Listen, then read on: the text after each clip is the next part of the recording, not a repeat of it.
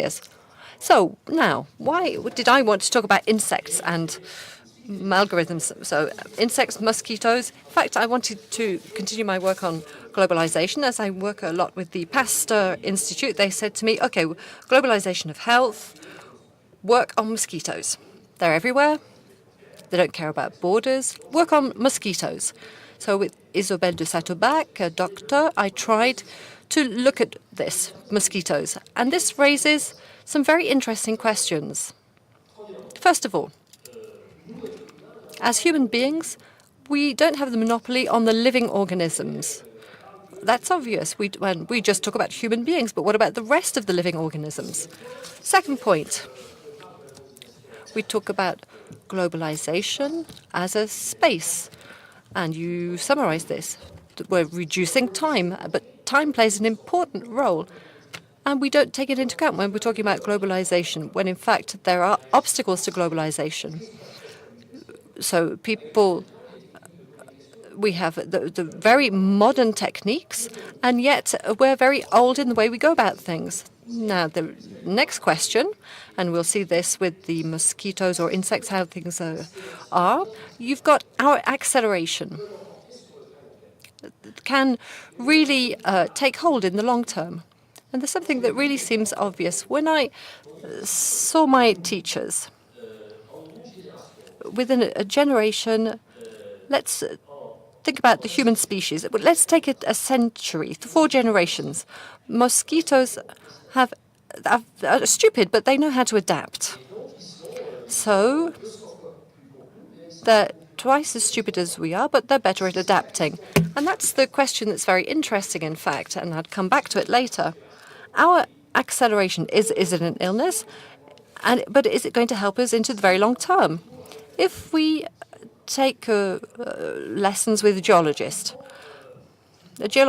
will say, okay, let's take the value of the Seine and forget about the sea going up and down. How can a river like the Seine, can it have carved out such a big valley? Look at the 300 meters of cliffs and divide it by 100 million years. Erosion is less than 1 centimeter a year, so it's not very much. Now, what strikes me with this, with training, is that we learn absolute figures, but not the orders of magnitude.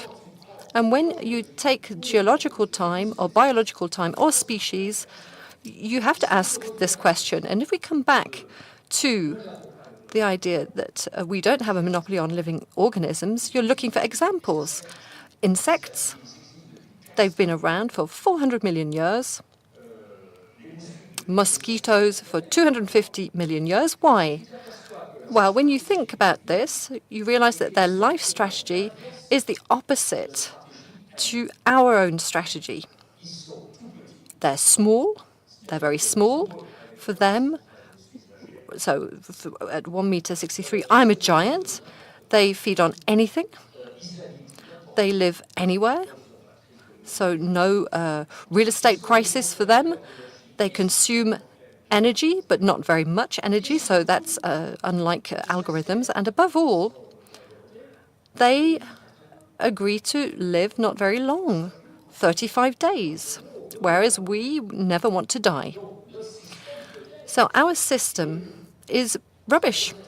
We've got it all wrong with respect to these 4 points: the size, food, habitat, energy, and life. So that's what I'm interested in. We have to realize that life, generally speaking, it's like a successful startup, 4 billion years old. And those who have succeeded the most in that startup, the stakeholders of the startup, those who invested the capital in the startup, are the insects. And when you change these questions, you realize, when you think about them, well, you realize that you have to think about all living organisms. So it's this kind of thing that I'm interested in.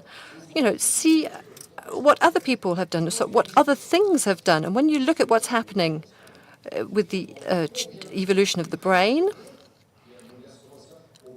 we can see with our children the changes. They're not as intelligent as us. We can see that. No.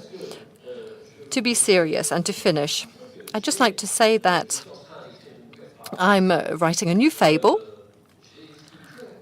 I've just written the conclusion. The title is The Algorithm and the Anophel. And the conclusion is there's no point running. You have to die in time. Thank you.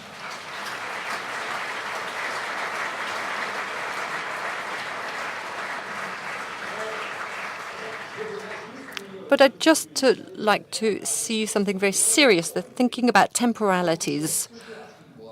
Given what I've learned, because I know a little bit about medicine, so the number of clocks that are at the same time working in any organism with different rhythms, different paces.